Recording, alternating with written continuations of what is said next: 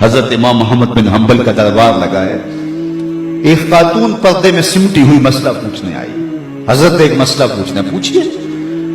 کہا کہ میں سوت کاٹتی ہوں، دن کو بھی کاٹتی ہوں اور رات کو بھی. جب چاندنی راتیں ہوتی ہیں تو میں رات کو سوت کاٹتی ہوں، لیکن دن کا سوت اور رات کا سوت الگ الگ ہوتا ہے.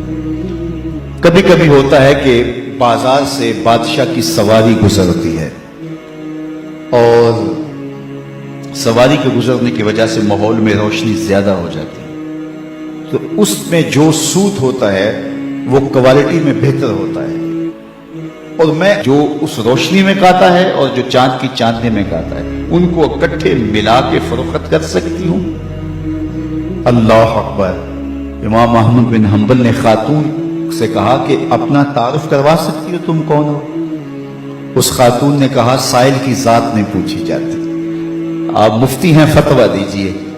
فرمایا نہیں، بعض مسائل ایسے ہوتے ہیں کہ سائل کی حیثیت سے مسئلے کی نوعیت بدلتی ہے، آپ کو بتانا پڑے گا کہ آپ کون ہیں. اس نے کہا میں بشر حافی کی ہمشیرہ ہوں. کہا خاتون تمہارے لیے جائز نہیں ہے. امام شاہ احمد رضا خان فاضل بریلوی علیہ رحمہ ایک دعوت پہ تشریف لے گئے تو اس نے انواع و اقسام کی چیزیں رکھی. تو شوربہ بھی رکھا تو آپ نے تھوڑا سا شوربہ چکھا تو اتنا لذیذ تھا کہ جی چاہا کہ شوربہ پیوں. تو صاحب دعوت کو بلایا، کہا کہ اگر تمہیں اجازت دو تو میں شوربہ پی سکتا ہوں. اس نے کہا حضرت یہ سب کچھ رکھا ہی آپ کے لیے. کہا نہیں، شوربے کا عرف معقول ہے، مشروب نہیں. شوربہ کھایا جاتا ہے، پیا نہیں جاتا، اس کا عرف معقول ہے، مشروب نہیں.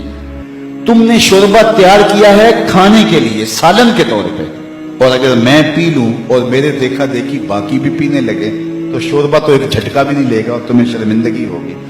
اس لیے میں اگر پینا چاہتا ہوں تو میں آپ سے اجازت لینے کا پابند ہوں، اس لیے کہ میں عرف سے ہٹنے لگا ہوں.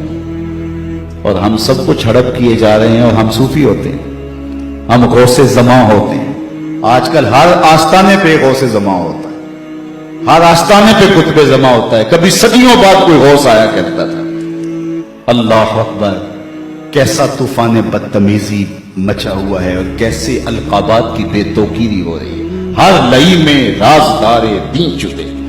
اقبال نے کہا ہر کمینہ دین کا رازدان بن کے بیٹھ گیا. تو یہ ہے ہمارے بزرگوں کی احتیاطیں، یہ طریقت کا مزاج ہے. علامہ اقبال نے ایک جگہ لکھا ہے کہ جب تصوف فلسفہ بننا چاہتا ہے تو فقیر کی روح اس سے بغاوت کرتی ہے، اور اگر تصوف رہے تو کون تصوف کا ماننے والا نہیں ہوگا. آج گلی گلی جو صوفیاء اور اولیاء اور تصوف کے خلاف لوگ بولتے ہیں، انہوں نے جو تصوف دیکھا ہے انہیں بولنا چاہیے.